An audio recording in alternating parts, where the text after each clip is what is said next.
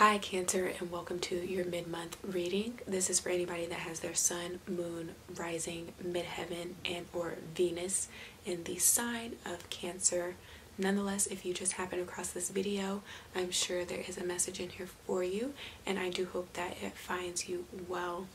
So let's go ahead and get into your mid-month reading. What came out for you energetically was the Six of Pentacles,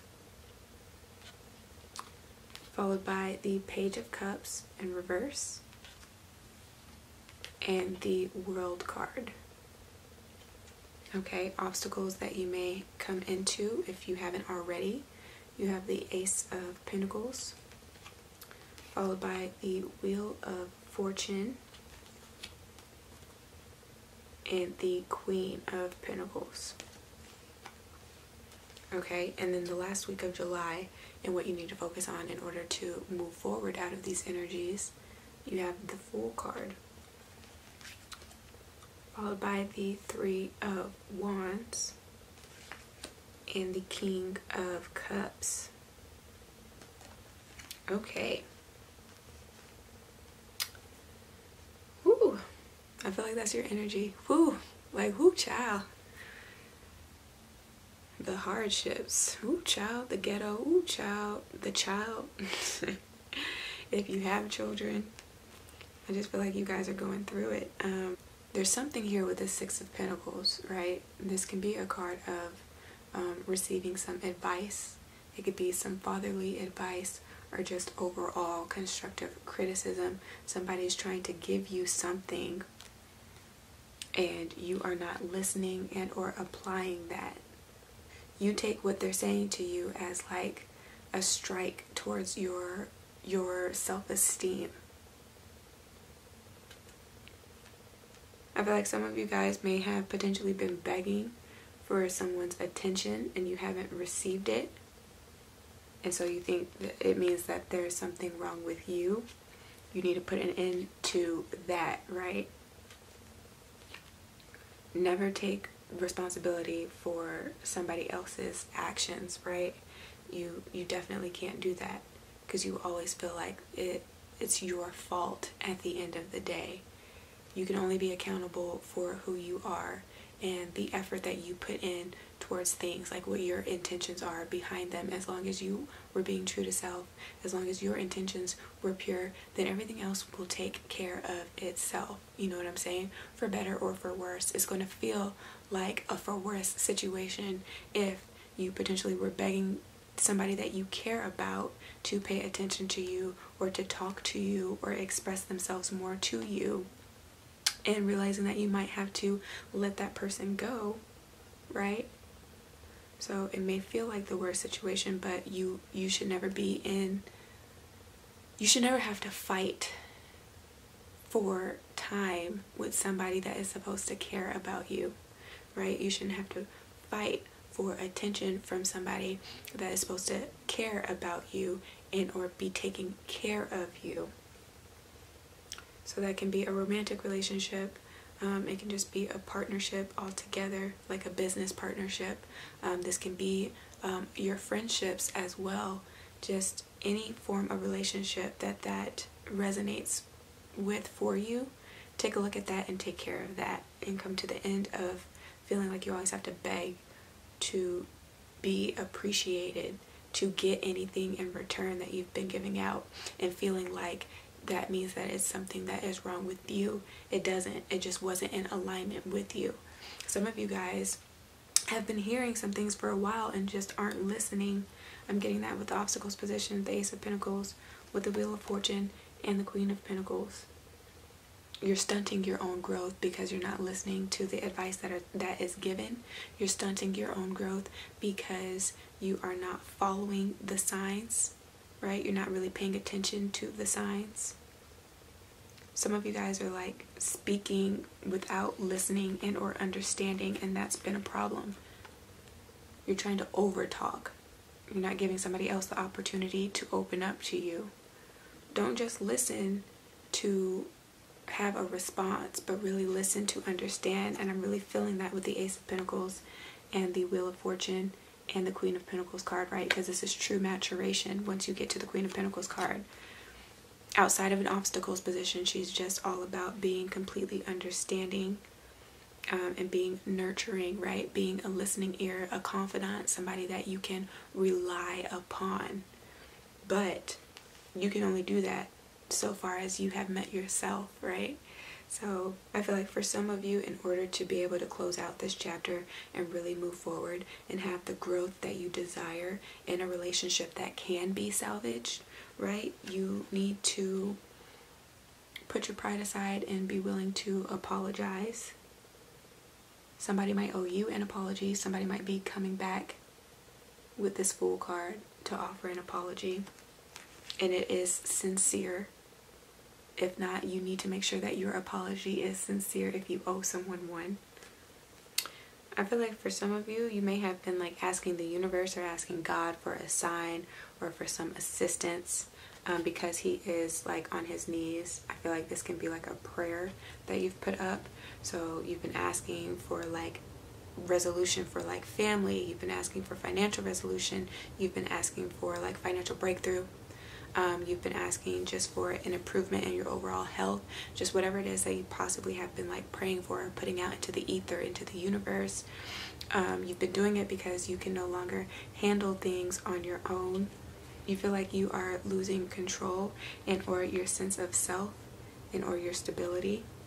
And I just feel like at this point you've really just relinquished all of your power.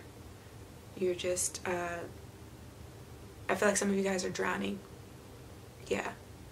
So you've had to kind of like ask for help outside of yourself because you know that you can no longer handle these burdens.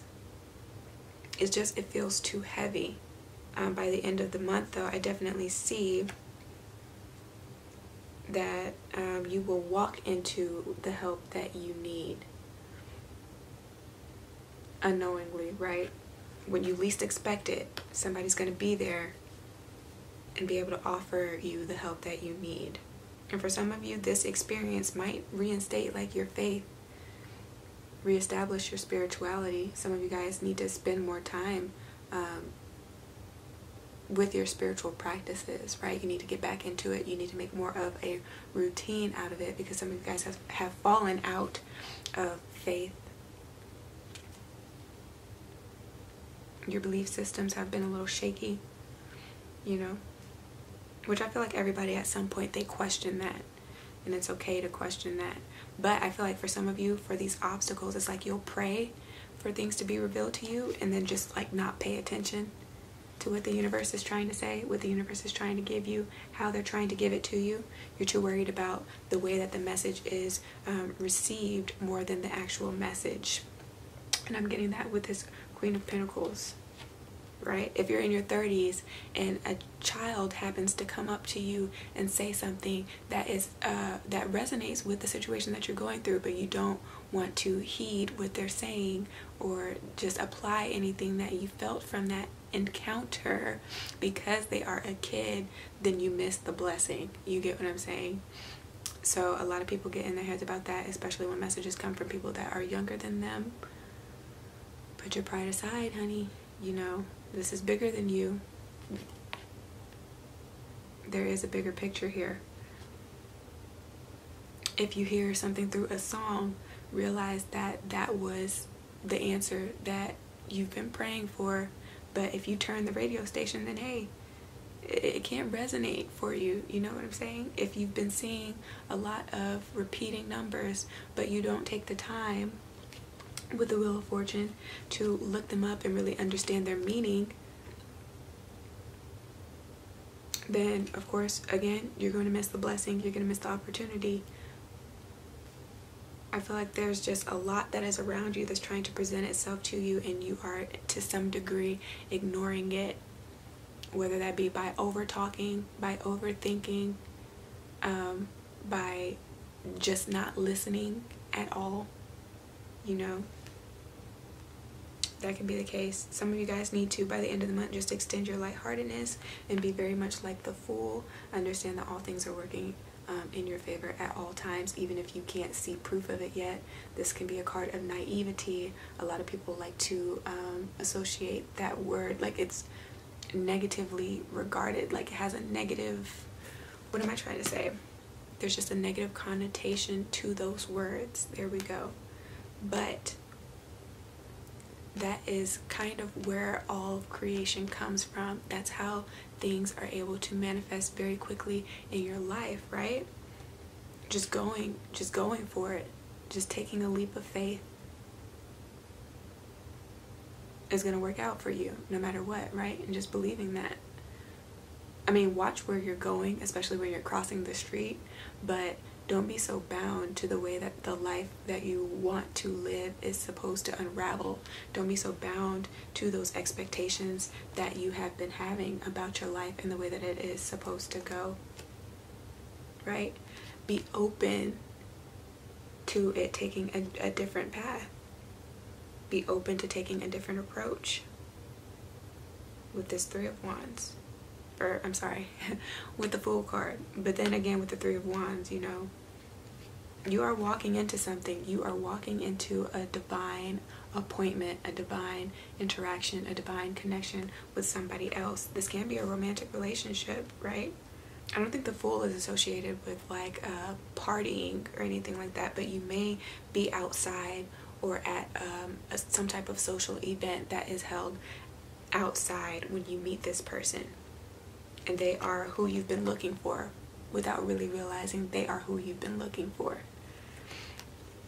Okay, this is somebody that can be very romantic, somebody that is emotionally available because the King of Cups is upright. This is somebody that is also sensitive, that can balance you out if you are more of an earthy, nurturing type of person, or you're the type of person that really just uses more of their like logical mind, their rational mind, like everything has to make sense. This person's going to open you up to being able to move off of your heart space and what you feel in your gut, you know, like taking a different approach, or you just individually, you're transmuting that about yourself, like just being so rigid and so structured and just opening your heart up and being open to going with the flow of your life. So yeah,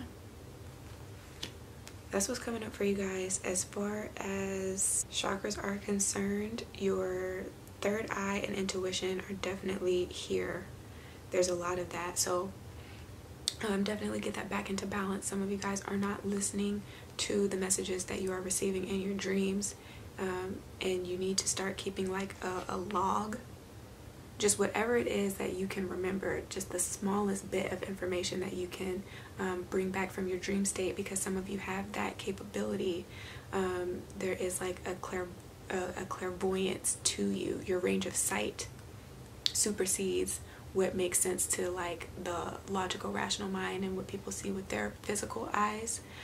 So just whatever it is that you can remember from these dreams, you guys need to start logging them, because there's something that the universe is trying to show you or prepare you for, right?